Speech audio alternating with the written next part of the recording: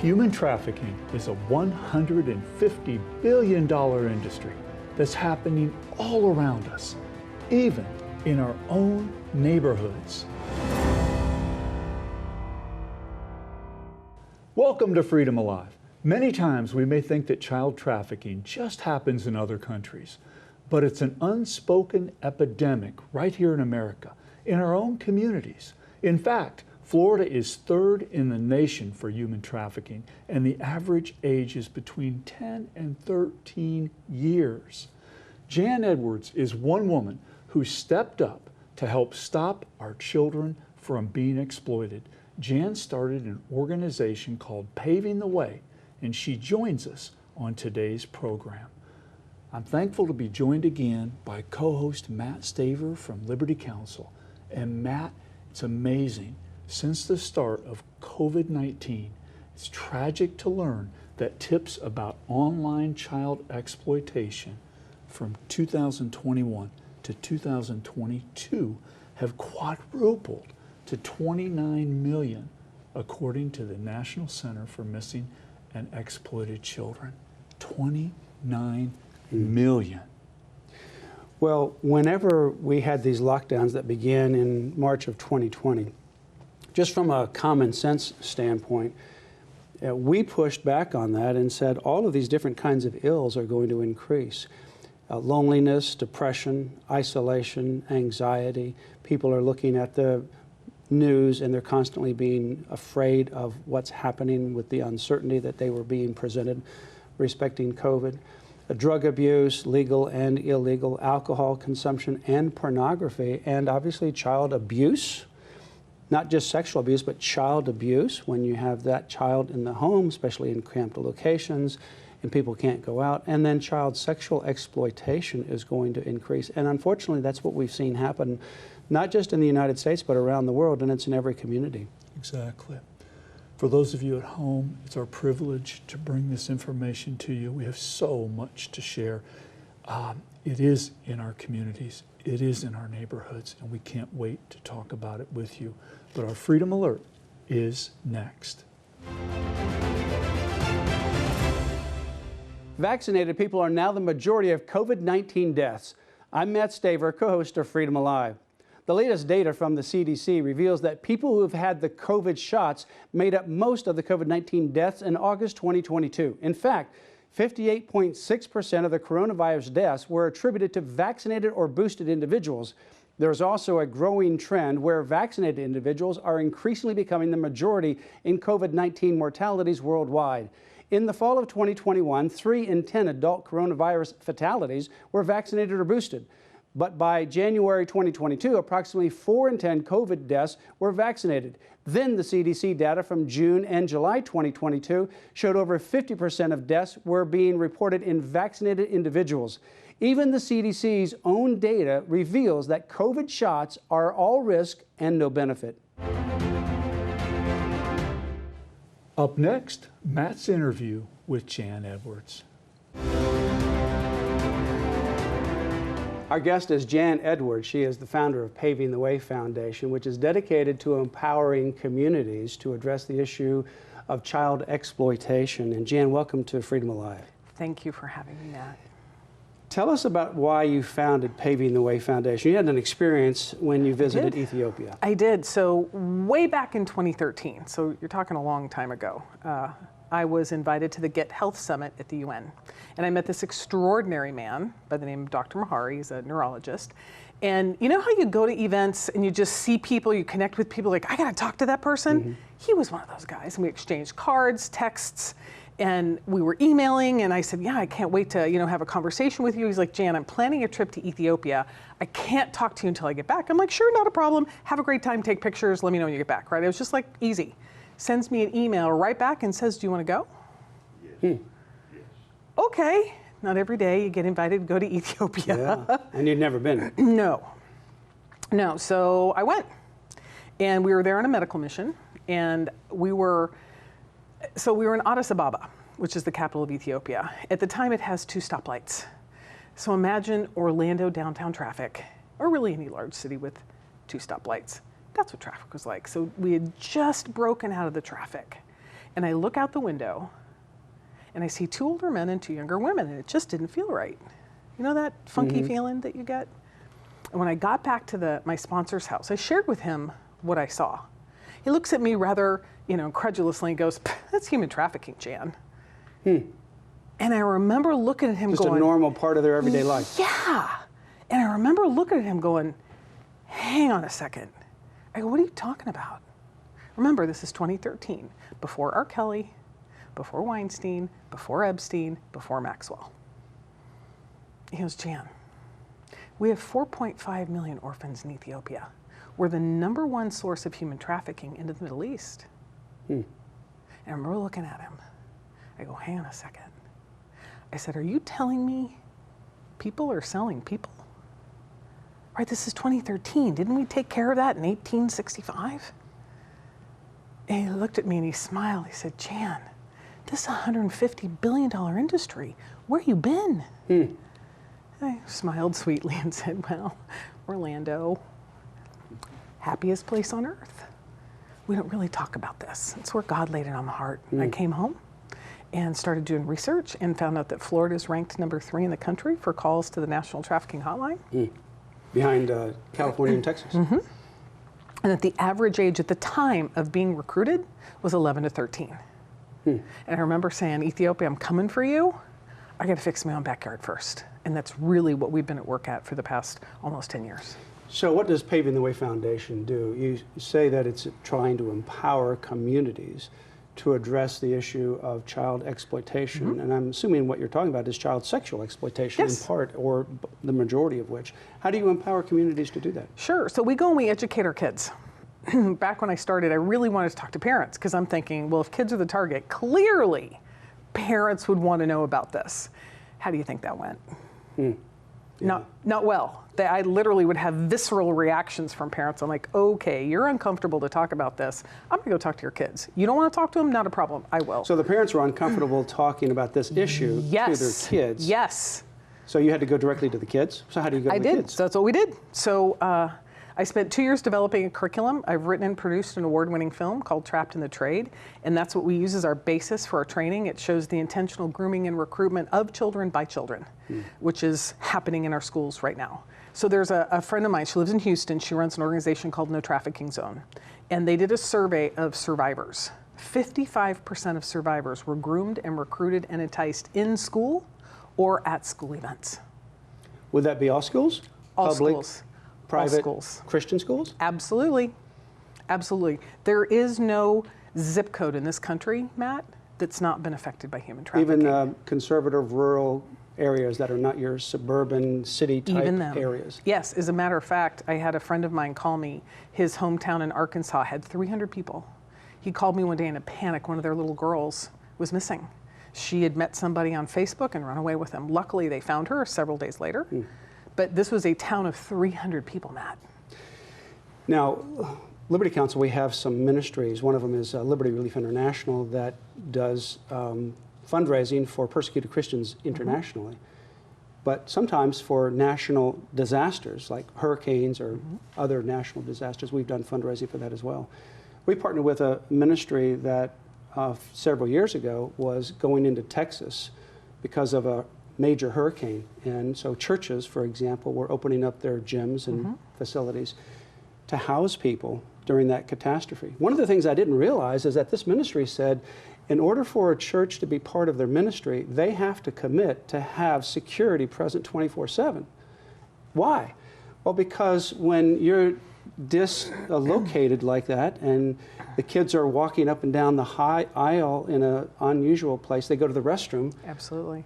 Sexual traffickers go to these locations and they prey on people that are already suffering and sexually abuse or even steal these children and put them in human trafficking. I was astounded. Yeah. Well, I want to address the stealing thing. So most people, there's 2 things. There's 2 myths I want to bust up today. One is most people think human trafficking is an over-there phenomenon. And it is. It is an over-there phenomenon. And it happens right here, given Florida's 3rd, Texas is 2nd, California's 1st, right?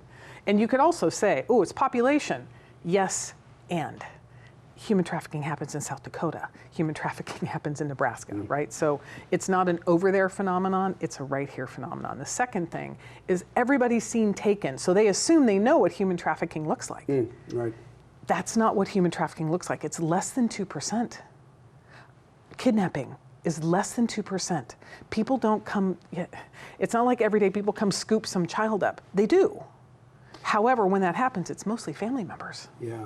But they groom them. Yes. And then we worked with a number of human traffickers. One of the things they also say is that those people that become groomed, those young girls, for example, they go out and recruit other young girls to bring them into that same human trafficking. That was Epstein's scheme. And so, for example, if you're in an RV campground and someone is there to exploit these children, they might find a little girl that just had an argument with the parents, and they go up and try to befriend them and make them sound like they're a friend and groom them into this human trafficking. Well, it's interesting. That's rare. You got to get that's rare, and that's the myth I really want to bust up. It's not a personal kidnapping phenomenon. It happens right here on our phones. This is where it's happening. And I was at, so we spend a lot of our time, back to your question, you asked me, how do we empower communities? We go and we talk to and we educate our kids. We educate kids about what human trafficking is, what online exploitation is, the tactics used to lure them in, and most importantly is what they can do to protect themselves and how to report it, right? So we embody them to take control and to take their power back. I was at a school several weeks ago, fifth graders, I was talking to fifth graders, and I know people may be like, fifth graders. Well, during the pandemic, we gave all of our kids tablets and iPads. Yeah. Okay. And we isolated them. Yep. And so we gave our kids access to the world, but we also gave the world access to our children.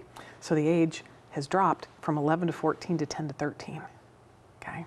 So I'm at this fifth grade class and we're going through the presentation, we're talking, and I tell them the average age, right, is 10 to 13 that's being targeted and recruited. This little girl raises her hand, she said, it's so interesting. She said, ever since I've turned 10, I keep getting DMs from people, I don't know. Direct messages. Direct messages. And I said, well, what do you do about that, sweetheart? She goes, well, I mainly block them. She goes, I delete them too. She goes, but I mainly block them. And I asked her, I said, have you talked to your mom about this? What do you think she said? No. No. And so we've got our 10-year-olds battling online predators. By themselves. Alone. Yeah. So, with regards to these online cell phones, I know during the pandemic, with everyone locked down, there were a number of these international porn online websites that were giving premium free versions to lure people in. I know, for example, in, I think it was India, the pornography viewing increased by 700-800% in a very short period of time. That happened globally, but it also was with regards to our children. Yes. Anybody who thought about this, when you lock down people and you isolate these kids or anybody else, what are they going to do? Exactly. They're going to be targets for child sexual exploitation and so many other things as well, abuse and so forth. Absolutely. Well, as a matter of fact, the National Center for Missing and Exploited Children, they're the ones that get all the tip lines, right, and calls and online. And last year, they reported 29 million child sexual abuse material crimes. Year before, 21 million. Year before, 16 million. So it's growing. So we've doubled it when we shut our kids down. And I'll never forget when March of 2020, when they shut down UCF. And I remember sitting in my car at the Publix, and I'm on Facebook, right, reading, and I'm like, oh my gosh. And I remember said, you wait, they're going to shut down our schools. And I hit send, and it hit me. It's like, oh my God, they're going to shut down our schools. They've just put 3.2 million children at risk to be taken advantage of by online predators. And there's a distinction too I really want to make sure we're clear about. Traffickers are separate and distinct from online predators. Okay, they can be the same. They can start kind of like human trafficking and human smuggling. Human trafficking is a crime against a person. Smuggling is a crime against a crime against a country. So a human trafficker would be somebody that lures someone in and then sells that person for profit. And an online predator would be somebody who's not selling somebody, but they're just trying to exploit them for their own personal pleasure. Yeah, well, they want pictures. The thing that we tell kids is, look, I said, you're nothing more important to them than a trading card. That's all you are. They want your pictures to buy, sell, and trade. That's all they want. And they connect with you in a way. So they're not necessarily wanting to have physical contact. Some do. Some do. Some do. But they want the photograph so that they can then put it into the stream Yes. of commerce and sell it, make money. Absolutely. Absolutely. It's a $150 billion industry and growing. It's the second fastest growing crime in the world. So once that picture is out there in the internet, you can't retrieve it. No, you can't get it back. And that's the thing, in that, we're lucky in the state of Florida. That's actually technically illegal. A child under the age of 18, should they take an inappropriate picture, that's production of, right? Should they send it, that's distribution. Should they own it, it's possession. All of which is a class 1 misdemeanor all the way up to class 3 felony. Now, we're lucky in the state of Florida. It's not so much across the country. Right? There are states that have some sextortion laws, and that's the other piece too that's happening is when we go out and we talk to these young people, we talk to them about boys, because that is the hottest thing right now is this, and you've seen a Talk to them about what? Well, What's it called? so it's sextortion. Sextortion. Yeah, and CNN did a piece on a little 17-year-old boy. He'd just come back from looking at colleges with his mom, was alive at 10 p.m., started exchanging photos with what he thought was a girl, and in reality it was organized crime. As soon as he sends a picture, back to your point, you can't get it back. As soon as he sends a picture, they send a message back, send us $5,000 or we're going to take that picture and we're going to send it to your entire social platform. He's 17. So it takes his life? Yeah, Yeah. gone at 2 a.m. because he didn't realize it wasn't his fault. And that's the thing I really want parents to get. Our children's brains are not fully developed until you're between 25 and 30. So we all remember puberty. We all did silly things, right? And some of us did stupider things than others. What kid jumps off a roof into a pool, right? That's puberty. That's what we do. We do just things that aren't smart, and our emotions change like this. And so predators know that, and they're waiting for that moment, Matt. They're waiting for that low moment for that child to go ahead and say yes to the direct message. And then it's off to the races. There's an article in Forbes that a particular group targeted 30 kids on Snapchat and Instagram, all for money. So you not only have this trafficking or this sexual exploitation or trying to get a photo, but you also have all this pornography that they're able to get with the cell phones and other kinds of electronics. Absolutely, absolutely. And pornography has the same level of addiction as opioids. Impacts the same level with the brain. And the challenge is, parents, you may think your kids are fine and they're safe and they're all right, okay? And you've got all the blockers on their phone. Their buddy's phone may not have that blocker. So their buddy's gonna be like, oh my gosh, look, I was in DC in June advocating for several pieces of legislation. And there was a mom with us, and her 8-year-old son just, picked up her phone, started fiddling. She had access to Google. He doesn't on his devices, right? And so he spent 45 minutes. All he did was type in girl. First thing that came up was nude girls. Clicked on nude girls. Ended up in Pornhub. And Pornhub just kept feeding him deeper and darker images until she finally realized later on that night on her cache what he'd done. They immediately took care of him, right, and got some help with him, but it happens that fast for our kids. He typed in a word, girl. So how do parents protect? Well, they're not going to want to hear this, neither the kids. Part of the conversation we had earlier this week on another television show was one of my friends who's a former law enforcement officer. He goes, I got the best solution ever. Don't give your kids a phone. Right. And you know what? I'm right there with him, given everything that's happened. And there are phones available. The Gab and Bark are both about to come out with phones that look like smartphones but have zero internet access. So you don't have to have a clunky like phone, so people can look at it and flip say, phone and people think they you're got a this old dork. phone, you don't have access to the internet. You got one that looks like you have access to the internet, and people don't need to know. Exactly. So right there, I'm like, take the phones away. Okay, in reality, if you've given your child a phone, and here's the thing, our brains literally get addicted to this stuff, okay? And so what we suggest with parents is start to limit the time as a family.